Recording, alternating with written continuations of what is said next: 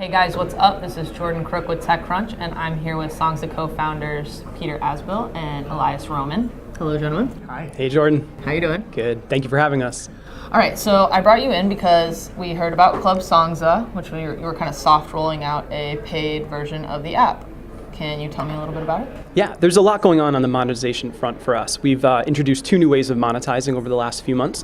One is native advertising. So think waking up with Dunkin' Donuts, working out with Nike. And the second is this really high intensity pre-roll experience where you spend about 7 seconds with a brand and then get an entire day commercial free. So a really good reciprocity of value for the user. But for those who want to opt out of all advertising, we've introduced Club Songza. Pete?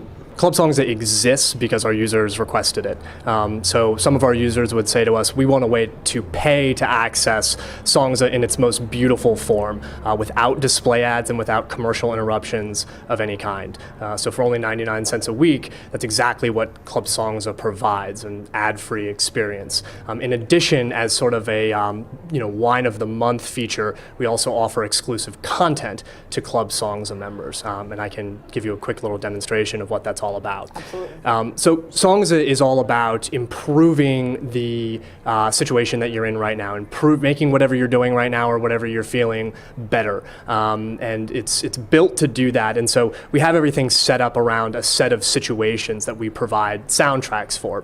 So some of these situations are going to be, again, exclusive to Club Songza. And so here's an example of one that we're actually just debuting today for late night. It's perfect for this time of year. It's called Stargazing. So Stargazing is only available, again, to Club Songza members. You tap on Stargazing and we say, take a moment to gaze at the stars tonight. And this is exclusive for Club Songza members. And we give a handful of quick and easy options like stargazing under big American skies, or stargazing on the patio with wine, or stargazing at a university observatory.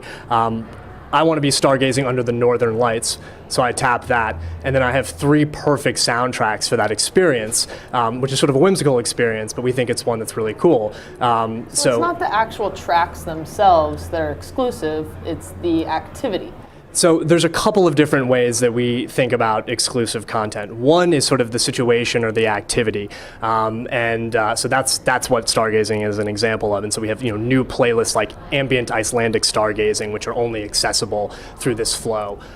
We also think that playlists are a really good opportunity to provide exclusive content too. So it could be playlists that are curated by celebrity partners of ours, or they could be playlists that feature all rare songs that cannot be listened to anywhere else but Songza. So we think about exclusive content in a couple of different ways. This is one example, and just happens to be an example that we're debuting right now. Awesome. So Elias, tell me something. You mentioned native advertising and also the pre-roll ad. And to me, I think that it's awesome that your users are asking for an ad-free version, because to me, the ads on Songza have never been audio ads, so they've never really bothered me. I'm interested to know how the native advertising is going with brands, and how kind of the engagement is on that. Do you think that that is kind of tweaking with the user experience a little bit once you start seeing Dunkin' Donuts and Nike show up on that activity stream? Do you feel a little, to me it might feel slightly tainted. So with the native advertising itself, I think the editorial team at Songza makes sure that every moment and all of the playlists in that moment are as good or better as the organic content we would create. So from the user's perspective, if they came to Songza to wake up or work out, they're waking up or working out better. And so that's is sort of Nike key metric. making those playlists, or is the Songza musical experts making those playlists for Nike?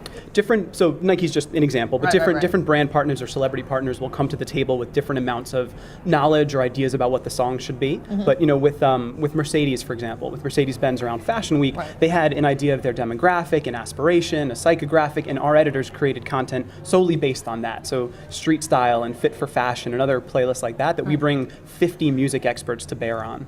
Awesome.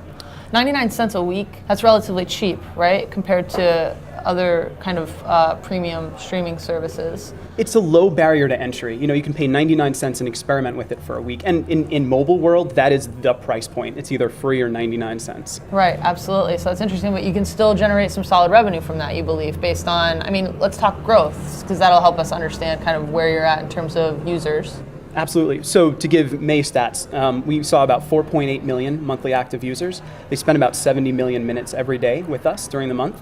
And what we're really proud of is that's all organic growth. There are some really big marketing budgets being thrown around in the space. Every user we acquired was organically. It was through word of mouth. It was through great press. It was through seeing their friend talk about it on Twitter. So let's talk about competitors a little bit. iHeartRadio has recently launched a concierge-style feature.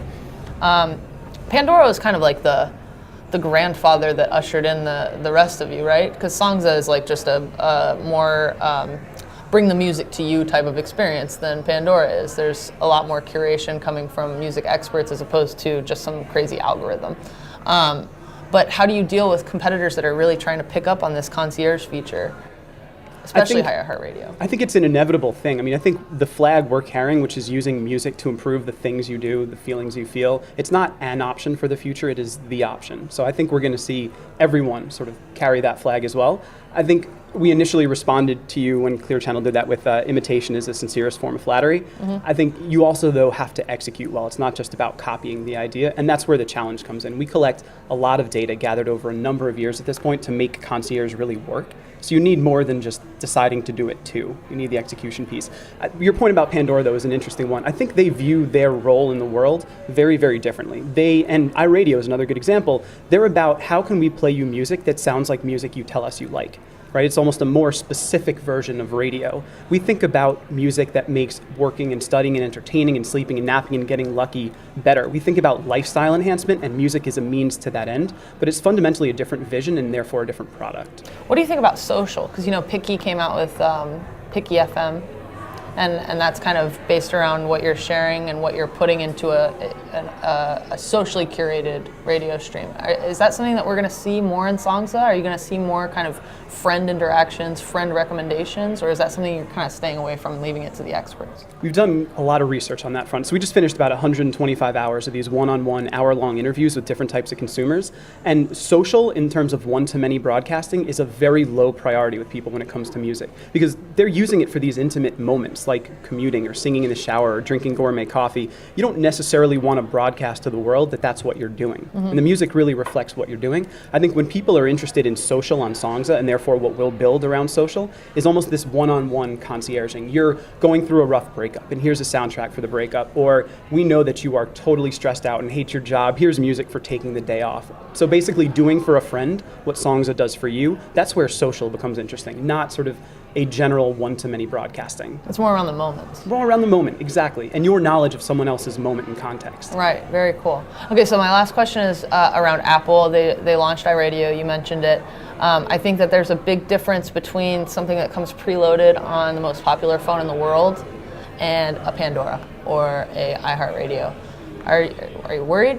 Are you stressed about it? How do you feel about it? Is it just competition is heating up and you're excited about it? I think iRadio, Apple in general, is going to do a great job building internet radio. I think there's no reason to doubt that. I do, though, think it'll be a very different product from Songza. I think it'll really be one that's about playing you more music that sounds like music you like, and it'll just be a totally different experience than what we offer. So I think just not a ton of overlap from a user experience perspective. Very cool. All right, well, I'll be sure to check in with you very soon to see how Club Songza is going, okay? Awesome. Thank you, Jordan. All right, thanks, guys. Appreciate it. Thanks, Jordan. All right, guys, that is it for Club Songza. Thanks for watching.